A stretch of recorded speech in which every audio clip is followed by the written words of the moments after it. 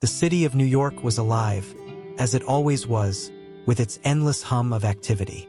Even in the dead of night, the streets pulsed with energy, neon lights reflecting off rain-slicked pavements, the distant wail of sirens, and the occasional laughter of late-night revelers. But on this particular night, the air felt heavier, as if the city itself was holding its breath. The rain had started as a drizzle, but quickly escalated into a downpour, turning the streets into rivers and forcing most people indoors. The Brooklyn Bridge, however, stood as it always did, a silent sentinel over the East River, its steel cables glistening under the pale glow of streetlights. It was here, on this iconic bridge, that the lives of three very different individuals would collide in a way none of them could have anticipated. John Carter was a man who had once known better days. At 35, he had the kind of face that told a story of hardship, deep lines etched into his forehead, a permanent shadow of stubble, and eyes that seemed to carry the weight of the world. Once a rising star in the finance world, John had worked his way up from nothing, clawing his way through late nights and endless meetings to secure a position at Whitmore Enterprises, one of the most prestigious investment firms in the city. But that was before the scandal, before the accusations of embezzlement, the public humiliation, and the swift fall from grace. Now, John was a ghost of his former self, unemployed, drowning in debt, and desperate enough to do something unthinkable. He stood on the bridge now, his hands shoved deep into the pockets of his rain-soaked coat, staring out at the dark, churning waters below. The rain plastered his hair to his forehead, but he barely noticed. His mind was elsewhere, replaying the events of the past few months like a broken record. The betrayal, the anger, the overwhelming sense of injustice. It all led him here, to this moment, to this plan. He had spent weeks watching, waiting, learning the habits of his target. And tonight, he would finally act. Edward Whitmore, the elderly millionaire and founder of Whitmore Enterprises, was a man who had everything and nothing all at once. At 70, he had amassed a fortune that most could only dream of, but his wealth had come at a cost. His wife had passed away years ago, his children were estranged, and his so-called friends were little more than sycophants vying for a piece of his empire. Edward had become a recluse, spending his days in the opulent solitude of his penthouse and his nights wandering the city, searching for something he couldn't quite name. Tonight, as he often did, Edward found himself on the Brooklyn Bridge. He liked the quiet here, the way the city seemed to fade into the background, leaving only the sound of the wind and the river below. He walked slowly, leaning heavily on his cane, his breath visible in the cold night air. He didn't notice the figure lurking in the shadows, watching him with an intensity that bordered on obsession. He didn't notice the rain soaking through his expensive coat or the way his footsteps echoed ominously on the wet pavement. He was lost in thought, as he often was, reflecting on a life that felt both full and empty at the same time. Tommy was a curious child, the kind of kid who always seemed to be where he wasn't supposed to be. At 9 years old, he had a knack for getting into trouble, though it was never malicious. He was just curious, too curious for his own good, according to his mother. Tonight, he had snuck out of the house again, his father's old camera slung around his neck.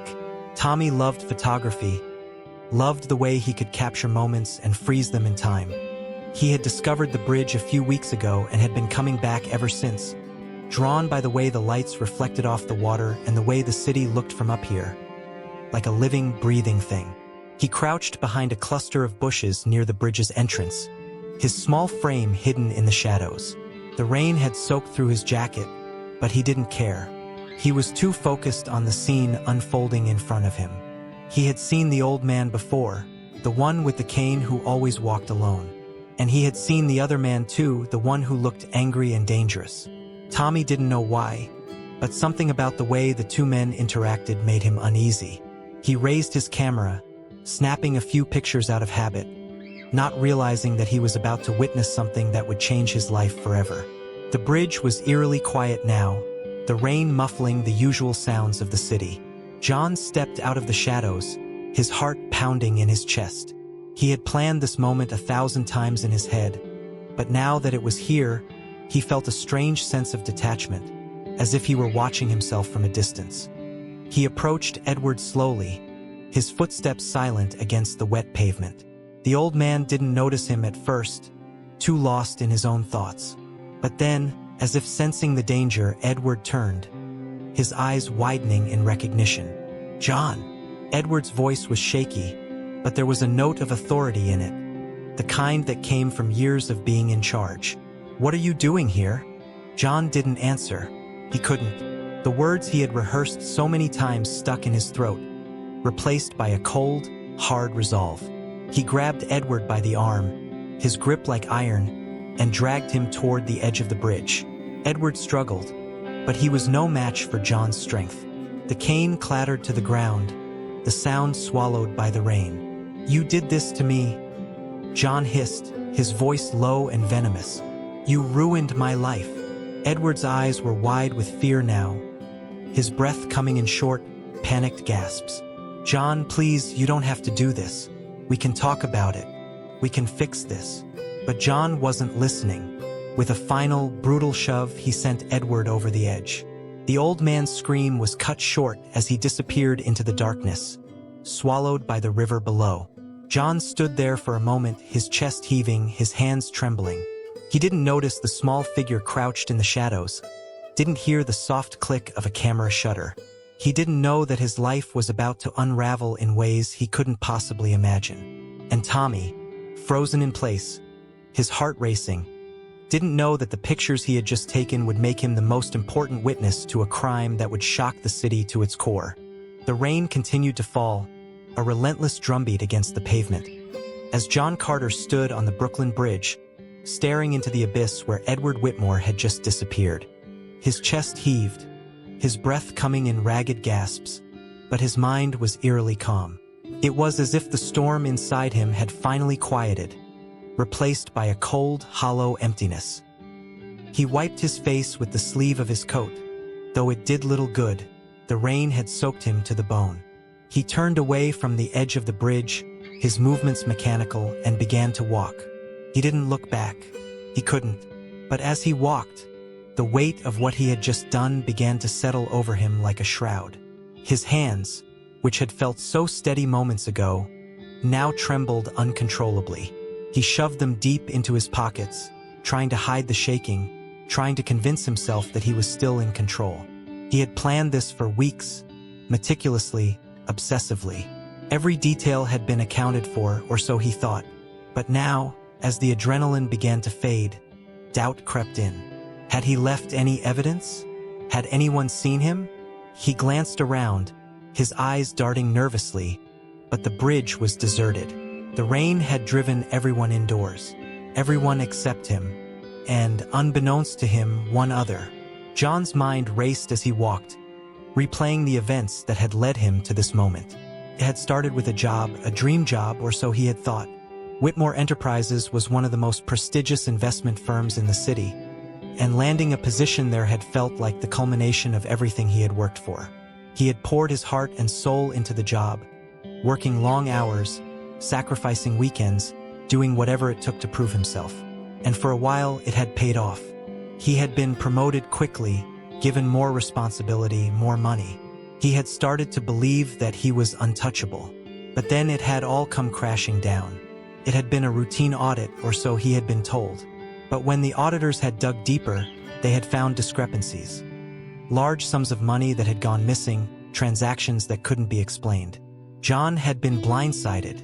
He had no idea what they were talking about, but the evidence was damning.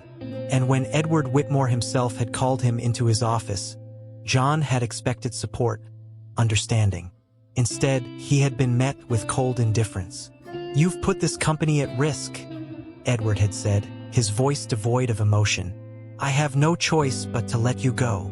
John had tried to protest, to explain that he had nothing to do with the missing money, but Edward had cut him off. "The decision is final. Clean out your desk and be out of the building by the end of the day." That had been the beginning of the end. Without a job, John had quickly fallen behind on his bills. His savings had dried up, and no one would hire him, not with the scandal hanging over his head. He had tried to fight back, to clear his name, but it was no use. The financial industry was a small world, and once your reputation was tarnished, there was no coming back. He had lost everything, his job, his home, his dignity.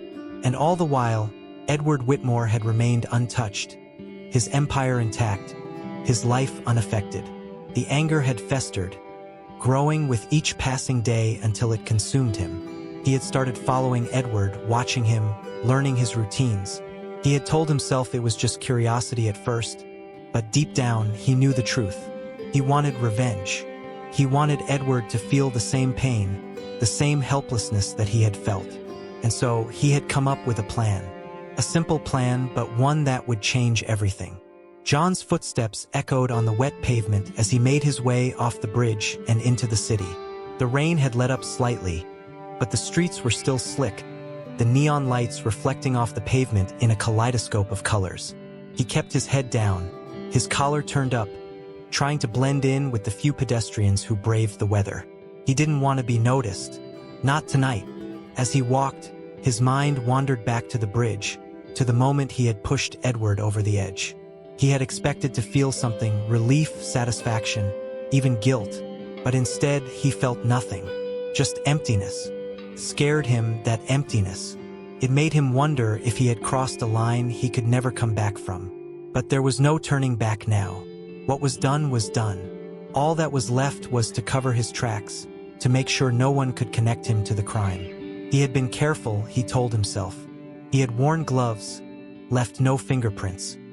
He had chosen a night when the bridge would be empty, when the rain would wash away any evidence. He had thought of everything, or so he believed. Meanwhile, hidden in the shadows near the bridge's entrance, Tommy sat frozen, his small frame trembling with a mixture of fear and excitement. He had seen everything, the argument, the struggle, the push. He had even taken pictures, though his hands had been shaking so badly that he wasn't sure if they had come out clear. He clutched the camera to his chest, his mind racing. What should he do? Should he tell someone? But who would believe him? He was just a kid. And then there was the man, the one who had pushed the old man off the bridge. Tommy had seen his face, had seen the rage in his eyes. What if the man came after him? What if he knew Tommy had seen everything? The thought sent a shiver down Tommy's spine. He glanced around, half expecting to see the man looming over him, but the bridge was empty. The rain had started to fall harder now, the drops stinging his skin. He knew he should go home, should tell his parents what he had seen, but something held him back. Fear maybe, or maybe something else. A sense that this was bigger than him, bigger than anything he had ever experienced. For now, he decided he would keep the pictures to himself. He would hide the camera, keep it safe, and when the time was right, he would figure out what to do. But deep down, he knew that this night, this moment, would haunt him for the rest of his life. John, meanwhile, had reached his apartment, a small, dingy place in a rundown part of the city. He locked the door behind him and leaned against it, letting out a long, shaky breath. He was safe, for now. But as he looked around the cramped, cluttered room, he couldn't shake the feeling that his life was spiraling out of control. He had crossed a line tonight, a line that could never be uncrossed. And though he tried to convince himself that he had done what he had to do, that Edward Whitmore had deserved it, he couldn't silence the voice in the back of his mind, the voice that whispered he had made a terrible mistake. But it was too late to turn back now. The die had been cast, and as John sat down on the edge of his bed, staring at the rain-streaked window, he couldn't help but wonder what would happen next. He had set something in motion tonight, something dark and dangerous, and he had no idea how it would end. The rain had turned into a full-blown storm by the time John Carter reached his apartment. Thunder rumbled in the distance, and lightning split the sky, casting eerie shadows across the room. John sat on the edge of his bed, his clothes still dripping, his mind a whirlwind of thoughts. He replayed the events of the night over and over, scrutinizing every detail, searching for any mistakes he might have made. He had been careful, so careful, but still the doubt gnawed at him. He stood up abruptly, pacing the small room. His apartment was a reflection of his life. Chaotic, cluttered, and falling apart. Empty takeout containers littered the floor, and a stack of unpaid bills sat on the kitchen counter, a constant reminder of his failures. He grabbed a towel from the bathroom and roughly dried his hair, trying to shake the feeling of unease that had settled over him. He needed to think, to plan his next move. But his thoughts kept circling back to the bridge, to the moment he had pushed Edward Whitmore over the edge. Meanwhile, on the other side of the city, Tommy sat huddled in his bedroom, clutching his father's old camera. The house was quiet, the only sound the steady patter of rain against the window. His parents were asleep, unaware that their son had snuck out earlier that night. Tommy's heart was still racing, his hands trembling as he scrolled through the photos he had taken. The images were grainy, blurred by the rain and the darkness, but they were unmistakable. The old man, the struggle, the push. Tommy's stomach churned as he stared at the screen. He had never seen anything like this before, never imagined he would witness something so horrible. He felt a lump rise in his throat, and for a moment he thought he might cry, but he swallowed it down, forcing himself to stay calm. He needed to think. What should he do with these pictures? Should he show them to his parents? To the police? What if the man who had pushed the old man found out? What if he came after him? The thought sent a shiver down Tommy's spine. He glanced at his bedroom door, half expecting to see the man standing there, his face twisted in rage. But the door was closed, the house silent. Tommy took a deep breath and made a decision. He would hide the camera, keep it safe. For now, he wouldn't tell anyone what he had seen. He didn't know why exactly, but something told him it wasn't the right time. Not yet. Back at his apartment, John's restlessness grew. He couldn't sit still, couldn't stop thinking about what he had done. He needed to know if Edward's body had been found, if the police were investigating. He grabbed his laptop and opened it, his fingers flying over the keys as he searched for news. But there was nothing. No reports of a body being pulled from the river, no mention of Edward Whitmore. It was as if the man had simply vanished. John frowned, his mind racing. Had the current carried Edward's body away, or had he somehow survived the fall? The thought sent a jolt of panic through him. No, that was impossible. The fall alone would have killed him, and even if by some miracle he had survived, the cold, churning waters of the East River would have finished the job. Edward Whitmore was dead. He had to be, but the lack of news unnerved him. He had expected something, a headline, a breaking news alert, anything. The silence was worse than he had imagined. It left too much room for doubt, for fear. What if someone had seen him? What if there were cameras on the bridge? He had checked, of course, but what if he had missed one?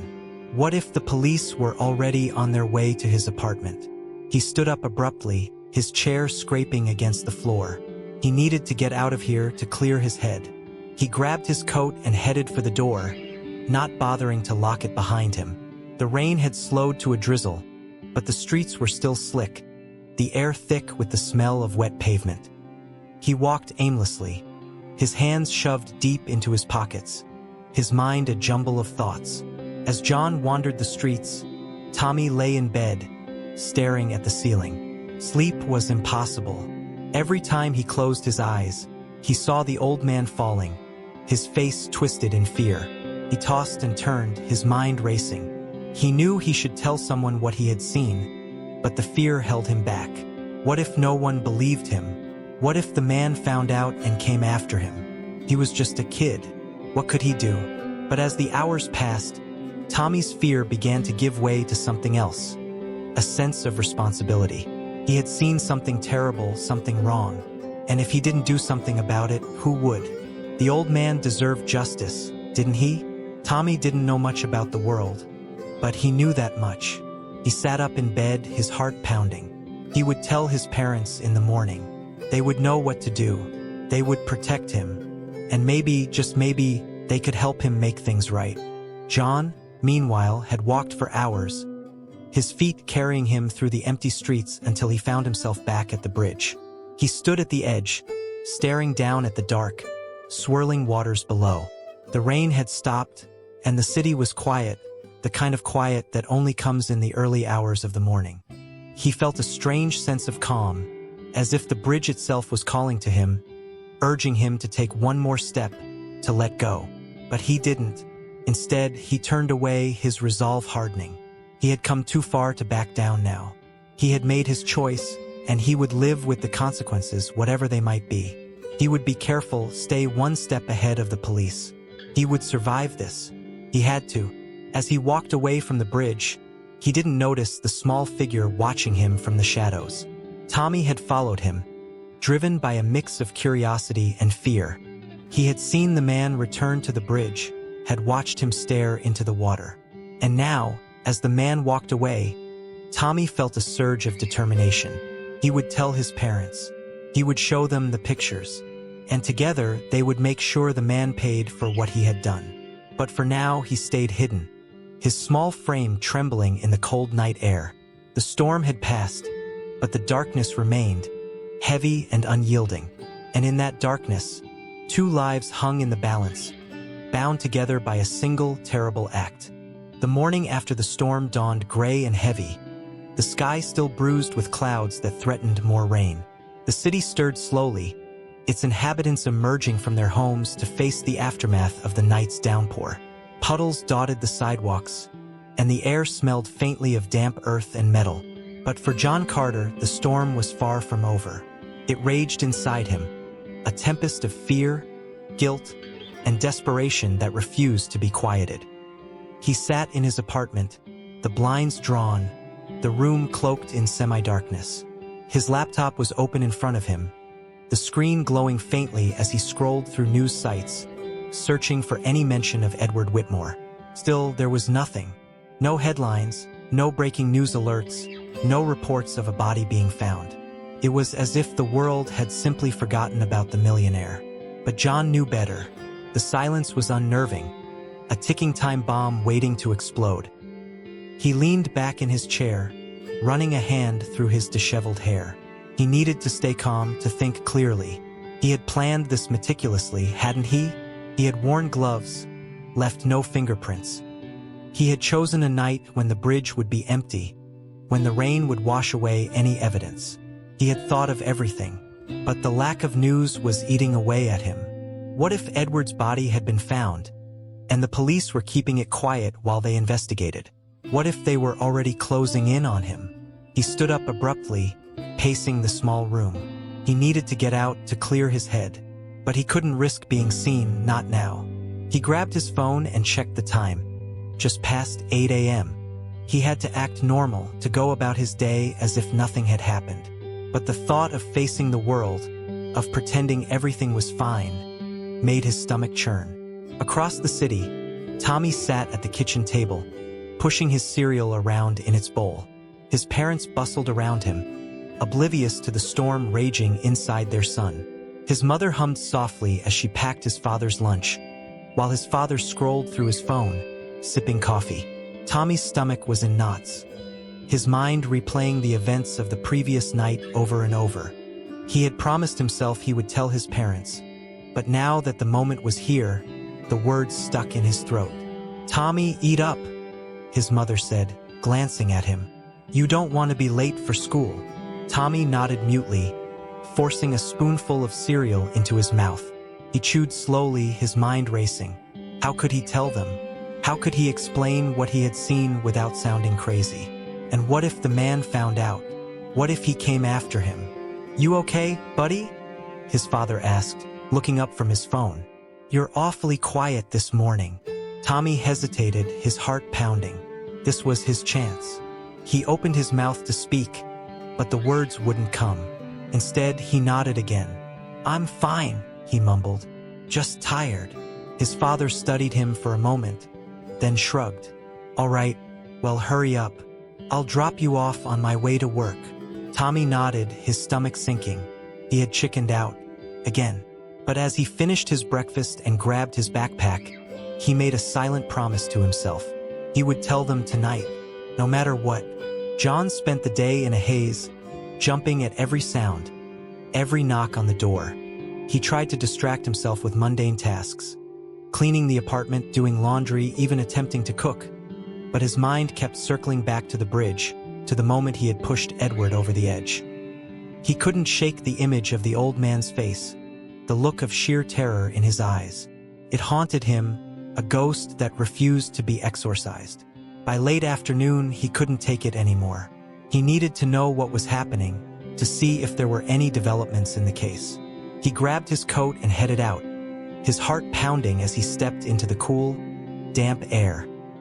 He walked aimlessly, his hands shoved deep into his pockets, his eyes darting nervously as he scanned the streets for any sign of police or reporters. But the city was quiet, eerily so. He found himself near the bridge again, drawn to it like a moth to a flame. He stood at the edge, staring down at the water, his mind racing. What if Edward's body had been found? What if the police were watching him right now, waiting for him to make a mistake? He glanced around, his paranoia growing with each passing second. But the bridge was empty, the only sound the distant hum of traffic. Meanwhile, Tommy sat in his classroom, staring out the window. The teacher's voice droned on in the background, but he wasn't listening. His mind was elsewhere, replaying the events of the previous night. He had to tell someone. He couldn't keep this to himself any longer. But who could he trust? As the final bell rang, Tommy made a decision. He would tell his teacher. She was kind, always willing to listen. Maybe she could help him. He waited until the other kids had left, then approached her desk, his heart pounding. "Mrs. Thompson?" he said, his voice barely above a whisper. She looked up, smiling. "Yes, Tommy?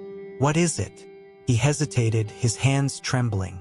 I saw something last night. Something bad." Her smile faded, replaced by a look of concern. "What do you mean, Tommy? What did you see?" He took a deep breath, then told her everything. The old man, the struggle, the push. He showed her the pictures on the camera, his hands shaking as he handed it to her. Mrs. Thompson's face grew pale as she scrolled through the images, her expression a mix of shock and horror. "Tommy, this is very serious," she said, her voice trembling. "We need to tell the police. Right away." Tommy nodded, his stomach churning. He had done it. He had told someone. But as he followed Mrs. Thompson to the principal's office, he couldn't shake the feeling that his life was about to change forever. John, meanwhile, had returned to his apartment, his paranoia growing with each passing hour. He couldn't shake the feeling that he was being watched, that the walls were closing in on him. He tried to distract himself with the news, but there was still no mention of Edward Whitmore. The silence was deafening, a constant reminder of the ticking time bomb he had created. As night fell, he sat in the darkness, staring at the wall. He had crossed a line, and there was no going back. But as the hours passed, he began to feel a strange sense of resolve. He had done what he had to do. Edward Whitmore had ruined his life, and now he had paid the price. It was justice, plain and simple. But deep down, John knew the truth. This wasn't justice. It was revenge.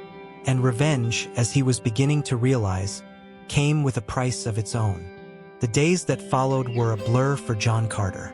He moved through them like a ghost, his mind a whirlwind of paranoia and regret. The silence from the news outlets was deafening, and it gnawed at him, feeding his growing sense of dread.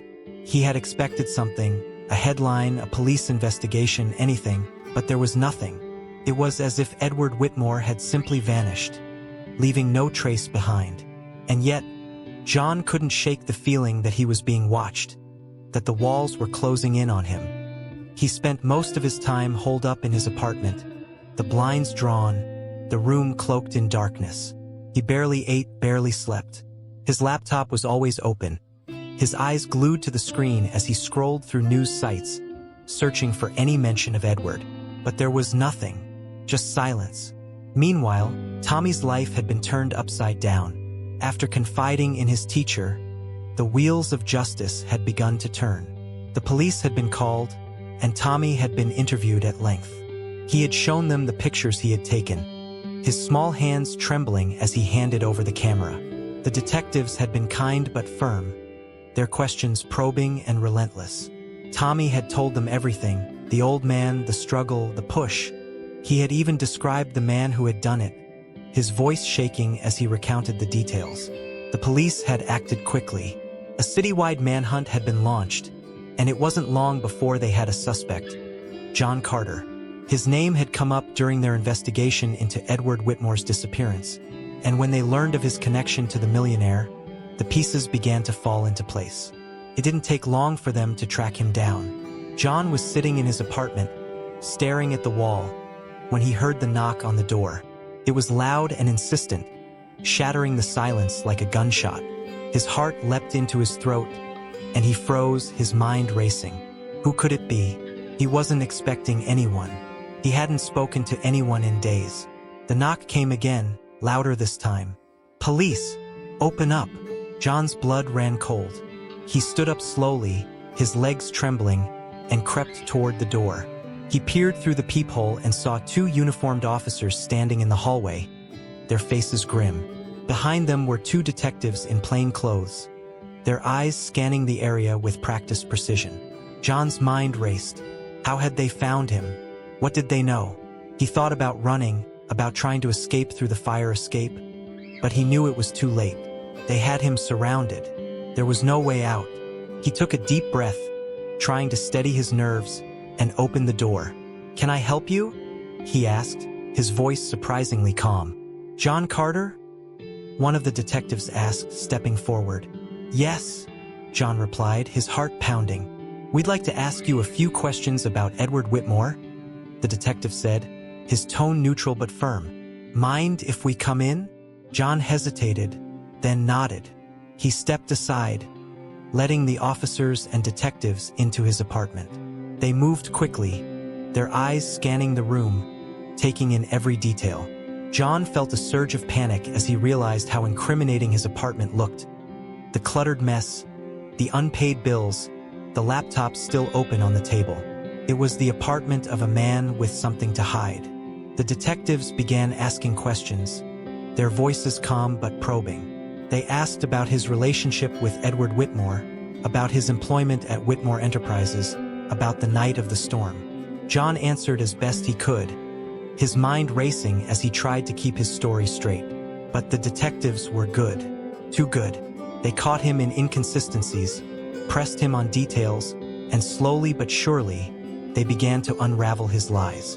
Meanwhile, Tommy sat in the back of a police car, his small frame dwarfed by the seat.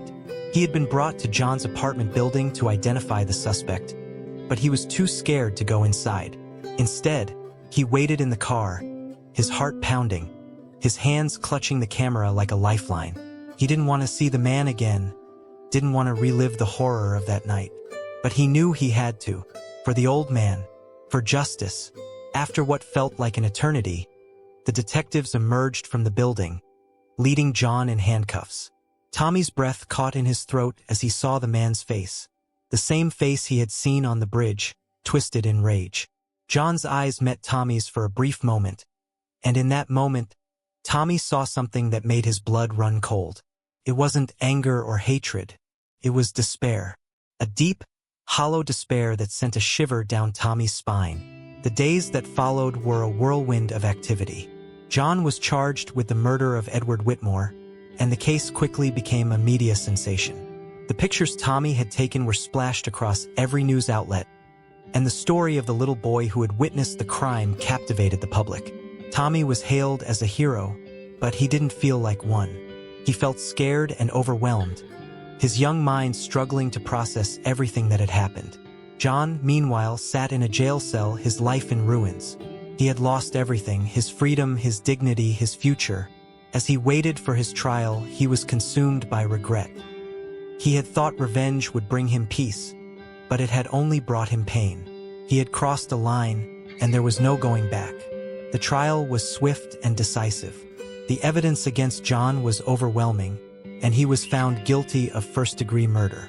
As the judge handed down the sentence, life in prison without the possibility of parole, John felt a strange sense of relief. It was over. The nightmare was finally over. Tommy watched the trial from a distance, his young mind struggling to understand the gravity of what had happened. He had done the right thing, he knew that, but the weight of it all was heavy, and he knew it would stay with him for the rest of his life. As the courtroom emptied, Tommy's father put a hand on his shoulder. "You did good, son," he said softly. "You did real good." Tommy nodded, but he didn't feel like a hero. He felt like a kid who had seen too much, who had been forced to grow up too fast. And as he walked out of the courtroom, the camera still clutched in his hands. He couldn't help but wonder if things would ever be the same again. In the end, justice had been served. But for those involved, the scars would remain, a reminder of the darkness that lurked just beneath the surface of their lives. And as the city moved on, the bridge stood silent and unyielding, a witness to the tragedy that had unfolded beneath its steel cables.